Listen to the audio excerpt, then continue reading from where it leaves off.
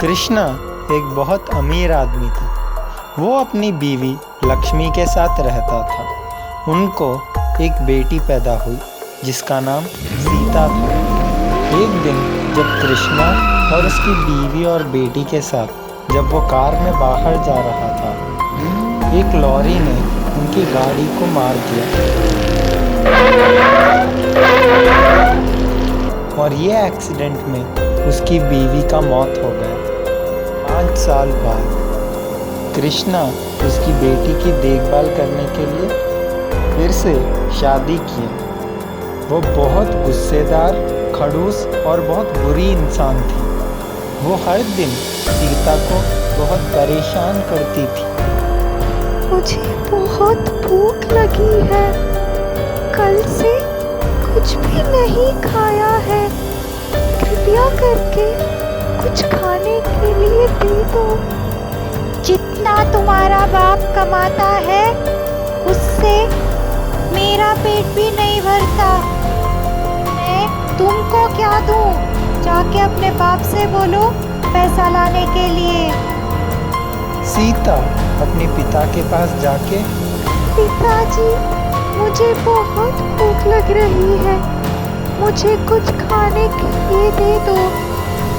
तुम्हारी देखभाल करेगी, इसीलिए मैंने फिर से शादी की। मुझे क्या पता था कि इतनी गुस्से लाएगी। लक्ष्मी मरने के बाद वो एक नागिन के रूप में जन्म ली। ये 5 साल में लक्ष्मी इच्छाधारी नागिन में बदल गई। लक्ष्मी नागराज के पास जाके, नागराज, मेरी बेटी को उनकी सौतेली माँ बहुत परेशान कर रही है। मुझे भूलोक में जाने की अनुमति दे दो। मैं जाके मेरी बेटी को संभाल के आऊँगी। तुम्हारी पिछली जन्म की याददाश्त अभी तक नहीं गई है।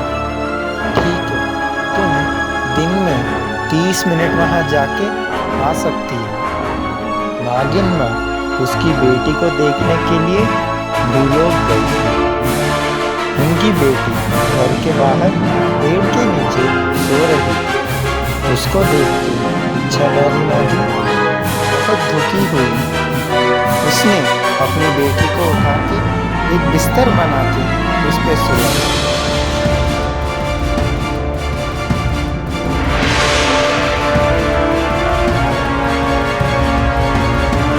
तभी उनके बेटी को होश आई और उसने उसकी माँ को पहचान लिया।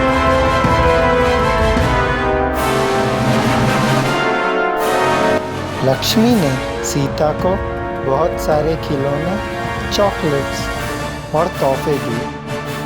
सीता बहुत खुश हुई। मैं आ गई बोल के किसी को मत बोलना। ऐसा बोल के इच्छाधारी नागिन वहां से गायब हो गई। दूसरे दिन सीता बहुत खुश थी।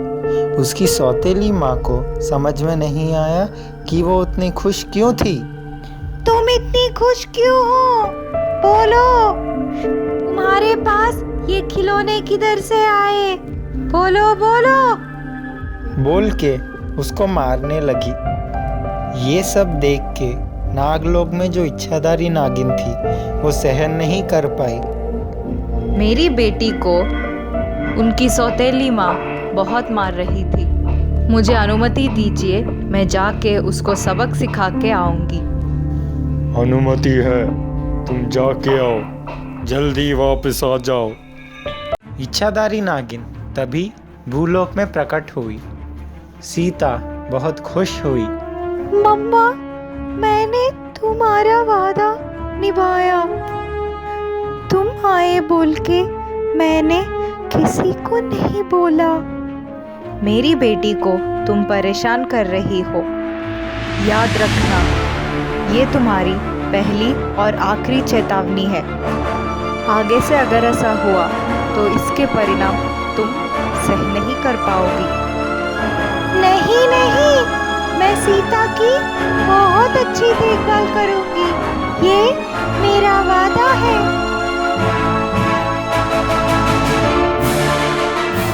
सौतेली माँ ने उनकी वादा निभाया या नहीं, आगे देखिए।